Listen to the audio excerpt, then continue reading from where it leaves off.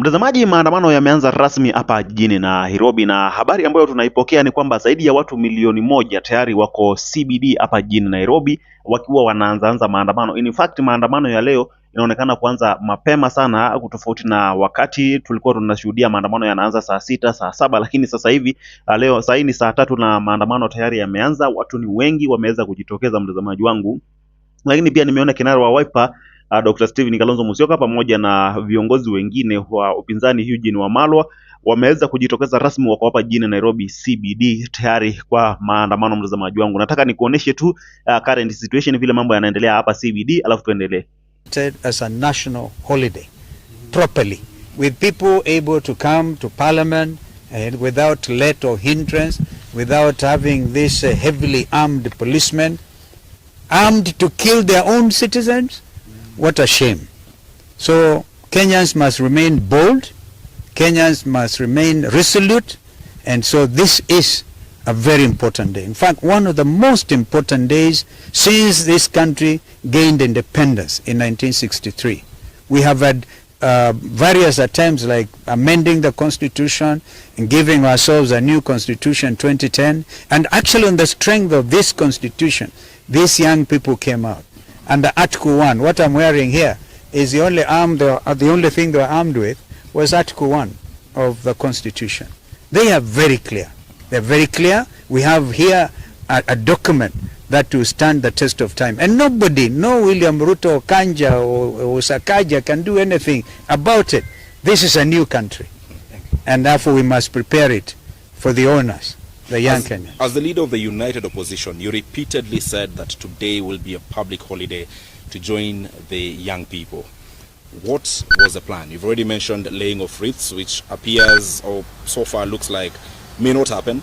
But what did the opposition have in mind when you declared today a public holiday? Because of heavy remembrance. This is not the usual type of remembrance. In 2023, we are not even allowed to come to a church like this, and we really must thank the Catholic Church for their magnanimity and their sense of understanding.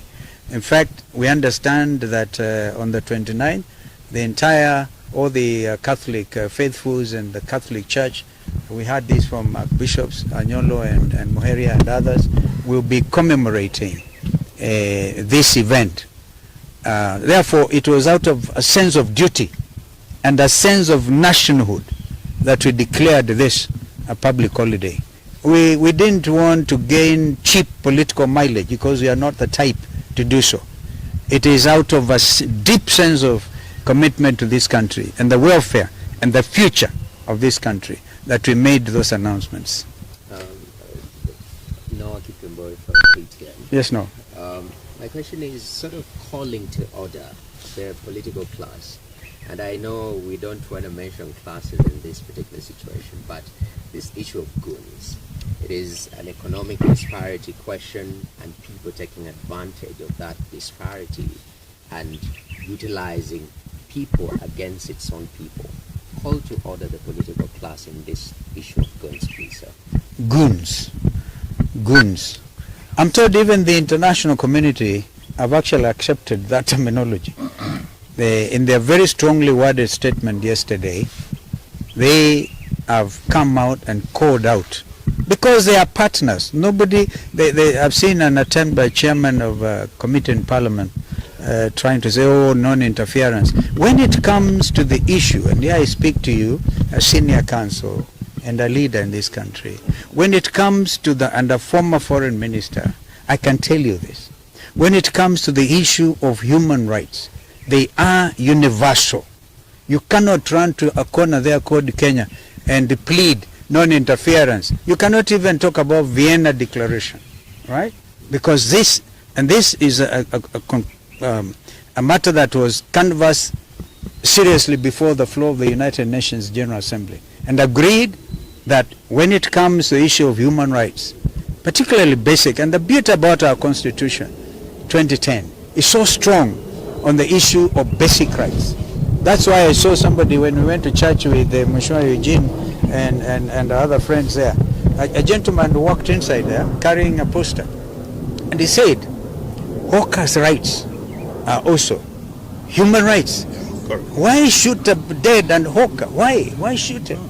All right. We pray, still continue to pray for Kamau, that God will have mercy on that young man and the family. I listened to the cries of his mother, distraught.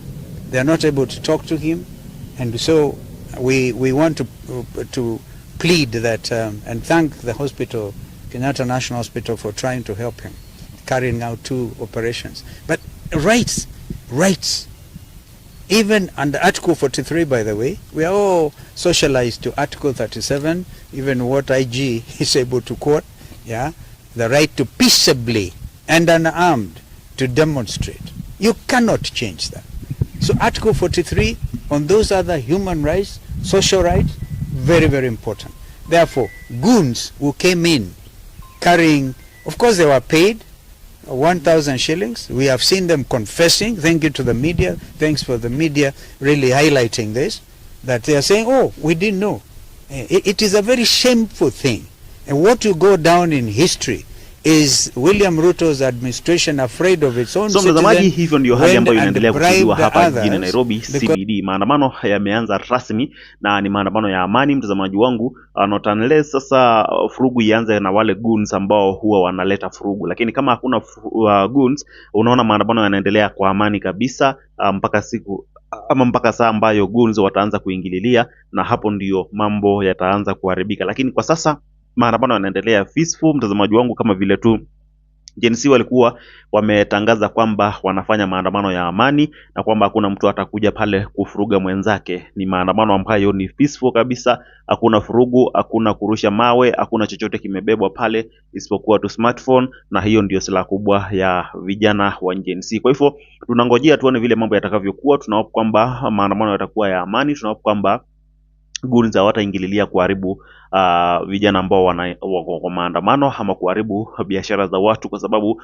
tuliona last time goons ndio walikutumika sana kuharibu biashara za watu, kuchoma magari, ili isemekane kwamba hao vijana wanafanya uharibifu wakati wa maandamano. Na hii ni siri ambayo tuliambiwa na Mike Mbuvi Songo, akatuambia 2017 wakati Raila Odinga alikuwa anafanya maandamano, walikuwa wanaenda wananunua zile gari mzee, wanazileta Nairobi, wanaziweka moto, ili Raila Odinga asemekane kwamba yeye ndio anaharibu biashara ama anaharibu magari za watu.